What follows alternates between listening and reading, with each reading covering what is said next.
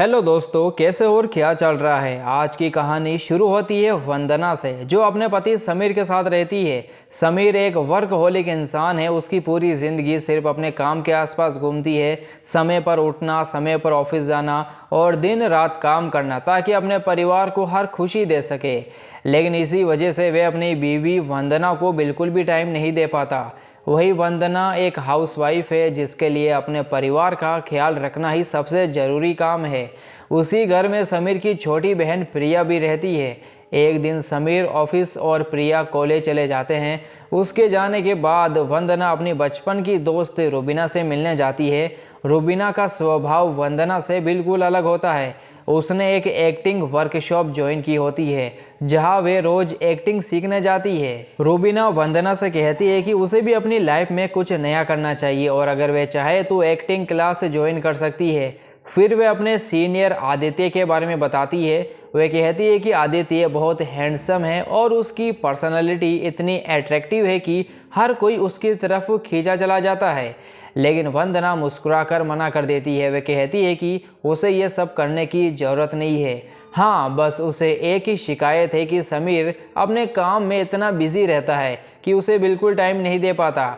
उसी रात करीब 11 बजे रुबीना का कॉल आता है। वे बताती है कि आज वर्कशॉप ख़त्म होने में काफ़ी देर हो गई है और उसे कोई कैब नहीं मिल रही, इसलिए वे वंदना से उसे लेने आने के लिए कहती है। वंदना तुरंत अपनी कार लेकर वहां पहुंच जाती है। वहां रुबीना के साथ दो और लड़कियां और आदित्य भी मौजूद होता है। रुबीना कहती है कि सबको रास्ते में छोड़ते हुए घर चलेंगे। जैसे ही आदित्य कार में बैठता है, वंदना पहली बार उसे ध्यान से देखती है। आदित्य काफ़ी हैंडसम होता है और वंदना अनजाने में उसे देखती ही रह जाती है। दूसरी तरफ आदित्य बिना किसी झिझक के वंदना की खूबसूरती की तारीफ करने लगता है और उसके साथ खुलकर फ्लर्ट करता है। वंदना उसकी बातें सुनकर हैरान भी होती है और थोड़ा शर्माने भी लगती है। तब रुबीना हंसते हुए कहती है कि आदित्य ऐसा ही है, उसके मन में जो होता है वे बिना किसी फिल्टर के बोल देता है। थोड़ी देर बाद आदित्य सिगरेट निकालता है, लेकिन वंदना उसे कार के अंदर स्मोकिंग करने से मना कर देती है। आदित्य तुरंत सिगरेट वापस रख देता है। तब वंदना अपने पर्स से इलायची निकालकर उसे देती है और कहती है कि अगर वे सच में स्मोकिंग छोड़ना चाहता है तो जब भी सिगरेट पीने का मन करे इलायची खा लिया करे, इससे उसकी आदत धीरे धीरे छूट जाएगी। आदित्य मुस्कुराकर इलायची ले लेता है। इसके बाद वंदना सभी को उनके घर छोड़कर वापस अपने घर आ जाती है, लेकिन उस रात वे बार बार आदित्य के बारे में ही सोचती रहती है।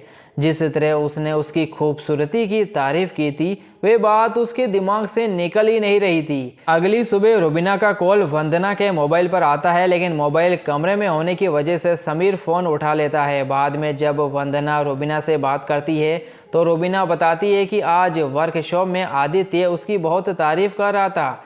यह सुनकर वंदना के चेहरे पर मुस्कान आ जाती है। फिर रुबीना उसे बताती है कि रात को उसके घर पर डिनर पार्टी है और वे चाहती है कि वंदना और समीर दोनों जरूर आए। समीर पहले काम का बहाना बनाकर मना कर देता है, लेकिन वंदना के कहने पर वे मान जाता है। रात को दोनों रुबीना के घर पहुंचते हैं। वहां आदित्य भी मौजूद होता है। उसे देखते ही वंदना खुश हो जाती है। समीर भी आदित्य से मिलता है और फिर सभी लोग साथ बैठकर डिनर करते हैं। डिनर खत्म होने के बाद समीर के पास ऑफिस से अर्जेंट कॉल आता है। उसे तुरंत एक मीटिंग के लिए जाना पड़ता है। वे वंदना से कहता है कि वे बाद में अपने आप घर आ जाए और खुद वहां से निकल जाता है। पार्टी खत्म होने के बाद रुबीना वंदना से कहती है कि वे आदित्य को उसके घर छोड़ती हुई चली जाए। वंदना इसके लिए तैयार हो जाती है। इस बार रास्ते में आदित्य सिगरेट नहीं जलाता, बल्कि मुस्कुराकर वंदना से इलायची मांगता है। वंदना भी उसे इलायची दे देती है। इसके बाद आदित्य फिर से उसकी खूबसूरती की तारीफ करने लगता है। इस बार वंदना उसे रोकती भी नहीं। धीरे धीरे दोनों एक दूसरे के काफ़ी करीब आ जाते हैं। अचानक आदित्य वंदना के पास आता है और उसे किस कर देता है। वंदना चाहकर भी खुद को रोक नहीं पाती। इसके बाद वे आदित्य को उसके घर छोड़कर अपने घर लौट आती है। उस रात वंदना के चेहरे पर अलग ही खुशी होती है। उसे महसूस होने लगता है कि उसकी ज़िंदगी में फिर से कोई नई खुशी और नया स्पार्क आ गया है। अब वंदना की ज़िंदगी पूरी तरह बदलने लगती है। वे पहले से ज़्यादा खुश रहने लगती है। उसका मूड हमेशा अच्छा रहता है और वे समीर और प्रिया के साथ भी पहले से ज्यादा प्यार से पेश आने लगती है। समीर को ये बदलाव अच्छा तो लगता है, लेकिन उसे बिल्कुल अंदाजा नहीं होता है कि इसकी वजह आदित्य है। अगले दिन समीर ऑफिस चला जाता है। उसके जाते ही वंदना आदित्य को कॉल करती है और उससे मिलने की बात करती है। आदित्य भी उसे मिलने के लिए बुला लेता है। जब वंदना वहां पहुंचती है तो वे सबसे पहले आदित्य से कहती है कि वे कोई ऐसी वैसी लड़की नहीं है, इसलिए आगे से उसके साथ वैसा व्यवहार ना करे जैसा उसने उस रात किया था। लेकिन आदित्य धीरे धीरे उसके करीब आने लगता है। वंदना फिर से खुद को रोक नहीं पाती और यही से दोनों के बीच अफेयर शुरू हो जाता है। अब वंदना पहले से ज़्यादा खुश रहने लगती है। वे खुद पर ध्यान देने लगती है, अच्छे कपड़े पहनती है और पहले से ज़्यादा तैयार होकर रहने लगती है। समीर भी उसके इस बदलाव को नोटिस करता है, लेकिन उसे लगता है कि शायद वंदना अब खुश रहने लगी है। दूसरी तरफ वंदना अपने और आदित्य के रिश्ते के बारे में अपनी सबसे अच्छी दोस्त रुबीना को भी कुछ नहीं बताती। हालांकि वंदना का बदला हुआ व्यवहार देखकर रुबीना को महसूस होने लगता है कि उसकी जिंदगी में जरूर कोई बड़ा बदलाव आया है। धीरे धीरे दोनों की मुलाकातें बढ़ने लगती है। कभी वंदना आदित्य के घर जाती तो कभी आदित्य उसके घर आने लगता। एक दिन दोनों वंदना के घर पर साथ होते हैं, तभी अचानक समीर घर वापस आ जाता है। समीर को देखकर वंदना घबरा जाती है और किसी तरह आदित्य को छुपा देती है। किस्मत अच्छी होती है कि समीर को कुछ भी पता नहीं चलता और आदित्य वहां से बचकर निकल जाता है। कुछ दिनों बाद वंदना का मोबाइल अनलॉक रह जाता है। तभी आदित्य के कई मैसेजेस आते हैं जिन्हें प्रिया पढ़ लेती है। मैसेज पढ़कर प्रिया समझ जाती है कि वंदना और आदित्य के बीच सिर्फ दोस्ती नहीं बल्कि कुछ और चल रहा है। प्रिया वंदना से पूछती है कि आखिर उसका और आदित्य का क्या रिलेशन है, लेकिन वंदना गुस्सा हो जाती है। वह कहती है कि आदित्य सिर्फ उसका दोस्त है और जैसे वे कभी प्रिया के दोस्तों के मामलों में दखल नहीं देती, वैसे ही प्रिया को भी उसके दोस्तों के बीच नहीं आना चाहिए। प्रिया चुप तो हो जाती है, लेकिन वे सच्चाई समझ चुकी होती है। फिर भी वे समीर को कुछ नहीं बताती क्योंकि वे नहीं चाहती है कि उसके भाई का घर टूट जाए। इसी बीच आदित्य 2 दिनों के लिए मुंबई चला जाता है। वहां पहुंचने के बाद वे वंदना का कोई कॉल रिसीव नहीं करता। इस बात से वंदना काफ़ी नाराज हो जाती है। 2 दिन बाद जब आदित्य वापस आता है तो वंदना उससे मिलने जाती है और गुस्से में पूछती है कि उसने उसके कॉल क्यों नहीं उठाए।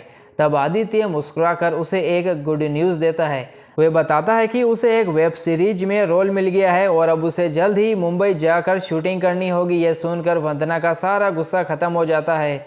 वे आदित्य के लिए बहुत खुश होती है। इसके बाद दोनों पूरा दिन साथ बिताते हैं। अब वंदना पहले से ज़्यादा समय घर से बाहर रहने लगती है। वे रोज़ अच्छे से तैयार होकर निकलती है। समीर ये सब लगातार नोटिस कर रहा होता है। धीरे धीरे उसके मन में वंदना को लेकर शक पैदा होने लगता है। एक दिन उसका शक और गहरा हो जाता है जब वे अपनी आंखों से वंदना को आदित्य के साथ एक कैब में जाते हुए देख लेता है। फिर भी वे उस समय वंदना से कुछ नहीं कहता। उसी रात जब वंदना सो जाती है तो समीर उसका मोबाइल चेक करता है।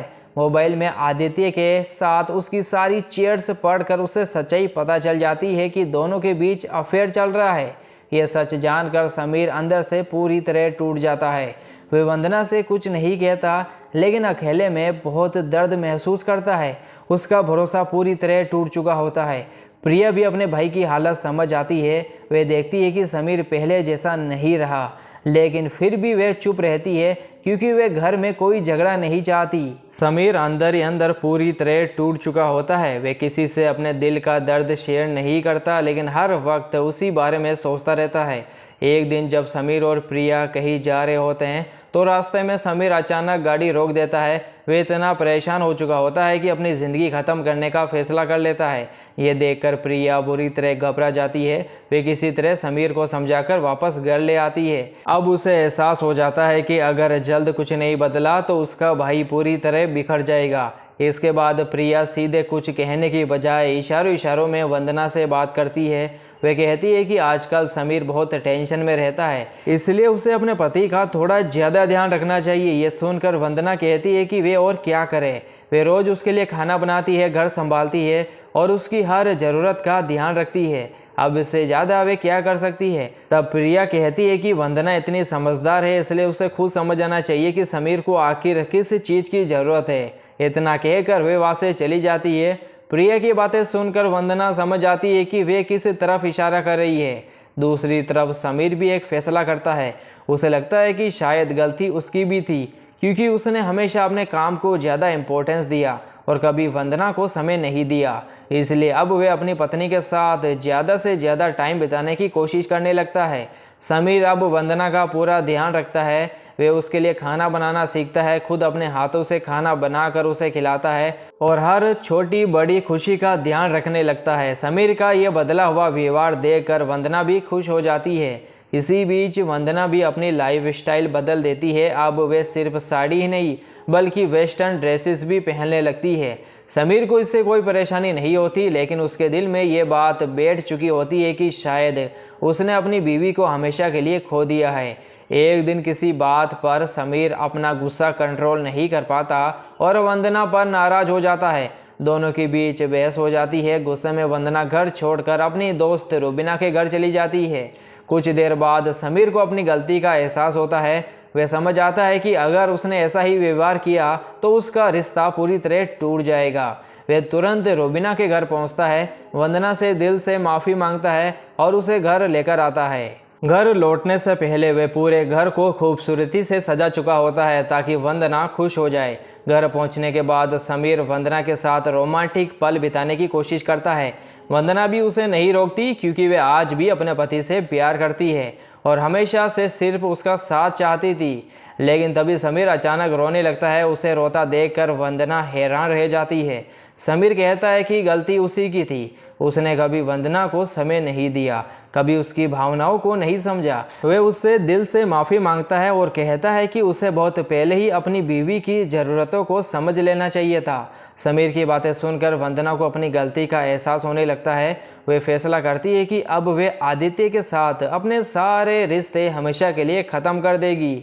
इसके बाद वे आदित्य के कॉल्स, मैसेजेस और मुलाकातों से बचने लगती है। इसी बीच रुबीना की बर्थडे पार्टी होती है, जिसमें समीर, वंदना और आदित्य तीनों को बुलाया जाता है। पार्टी में समीर और आदित्य पहली बार आराम से बैठकर बातें करते हैं। दोनों शायरी भी सुनाते हैं। कुछ देर बाद समीर आदित्य को बाहर ले जाता है। वे शांत आवाज़ में कहता है कि उसे सब कुछ पता है। वे जानता है कि आदित्य और वंदना के बीच अफेयर था, लेकिन हैरानी की बात यह होती है कि समीर उस पर गुस्सा नहीं करता। वे सिर्फ इतना कहता है, अगर तुम चाहो तो मेरा घर टूटने से बच सकता है। समीर की यह बात सुनकर आदित्य पूरी तरह हैरान रह जाता है और उसे पहली बार अपनी गलती का एहसास होने लगता है। समीर की बातें सुनने के बाद आदित्य काफ़ी देर तक सोचता रहता है। उसे पहली बार एहसास होता है कि उसके और वंदना के रिलेशन की वजह से एक परिवार टूटने की कगार पर पहुंच गया है। अगले दिन आदित्य वंदना को कॉल करके मिलने के लिए बुलाता है। वंदना भी उससे मिलने चली जाती है। मुलाकात के दौरान वंदना साफ साफ कहती है कि उनके रिश्ते का कोई फ्यूचर नहीं है। वे बताती है कि उसका पति उससे बहुत प्यार करता है और वे अब उसे इस तरह धोखा नहीं दे सकती। ये सुनकर आदित्य भी उसकी बात मान जाता है, लेकिन वे कहता है कि जाने से पहले वे आखिरी बार उसे अपने करीब महसूस करना चाहता है। इतना कहकर वे वंदना के पास आने की कोशिश करता है, लेकिन इस बार वंदना उसे रोक देती है। वे कहती है कि अगर उसने अब फिर वही गलती की तो वे खुद को कभी माफ़ नहीं कर पाएगी। वे मानती है कि उसने अपने पति के साथ बहुत गलत किया है, लेकिन अब वे सब कुछ ठीक करना चाहती है। वंदना आदित्य से कहती है कि वे मुंबई चला जाए, अपने करियर पर फोकस करे और अपनी नई जिंदगी शुरू करे। साथ ही वे फैसला करती है कि आज के बाद वे आदित्य को हर जगह से ब्लॉक कर देगी। इतना कहकर वे वहाँ से चली जाती है। वंदना के मन में बहुत बोझ होता है। वे अपनी सबसे अच्छी दोस्त रुबीना को सब कुछ बताकर अपना मन हल्का करना चाहती है, इसलिए वे पहले उसे कॉल करती है, लेकिन रुबीना फ़ोन नहीं उठाती। इसके बाद वंदना सीधे रुबीना के घर पहुंच जाती है, लेकिन जैसे ही वे अंदर जाती है वहाँ का नज़ारा देखकर उसके पैरों तले ज़मीन खिसक जाती है। वे देखती है कि रुबीना और समीर एक दूसरे के साथ इंटीमेट हो रहे हैं। ये देखकर वंदना पूरी तरह टूट जाती है। उसे यकीन ही नहीं होता है कि उसका अपना पति और उसकी सबसे अच्छी दोस्त उसके साथ ऐसा कर सकते हैं। असल में समीर को लगा था कि उसने वंदना को समय नहीं दिया, अपनी गलतियों के लिए माफ़ी मांगी और रिश्ता बचाने की पूरी कोशिश की, लेकिन इसके बावजूद वंदना फिर आदित्य से मिलने चली गई। उसे ये नहीं पता था कि वंदना वहाँ अपना रिश्ता हमेशा के लिए ख़त्म करने गई थी। दूसरी तरफ रुबीना पहले से ही समीर को पसंद करती थी। जब समीर अपने टूटे हुए दिल के साथ उसके पास पहुंचा तो उसने भी उसका साथ दे दिया और दोनों के बीच अफेयर शुरू हो गया। अब वंदना को अपनी ही गलती का दर्द महसूस होने लगता है। उसे समझ आ जाता है कि जिस धोखे का दर्द आज वह झेल रही है वही दर्द उसने पहले समीर को दिया था। आखिर में फिल्म यही दिखाती है कि इंसान के कर्म एक दिन उसके पास जरूर लौट कर आते हैं। जिसने किसी अपने का भरोसा तोड़ा हो उसे भी कभी न कभी उसी दर्द का सामना करना पड़ सकता है। देखिए दोस्तों, किसी भी रिश्ते की नींव ट्रस्ट, टाइम और कम्युनिकेशन पर टिकी होती है। अगर पति पत्नी एक दूसरे को समय नहीं देते और अपनी भावनाएं खुलकर शेयर नहीं करते तो दूरियां बढ़ने लगती है और रिश्ते कमजोर हो जाते हैं। फिल्म यह भी सिखाती है कि अफेयर किसी भी प्रॉब्लम का समाधान नहीं होता। एक गलत फैसला कई लोगों की जिंदगी बर्बाद कर सकता है। साथ ही इंसान को अपने पार्टनर की भावनाओं को समझना चाहिए और रिश्ते में हमेशा ईमानदार रहना चाहिए। और दोस्तों, इसी के साथ ये मूवी यहीं पर ख़त्म हो जाती है। तो दोस्तों, मिलते हैं जल्दी अगली वीडियो में। तब तक के लिए टेक केयर एंड बाय।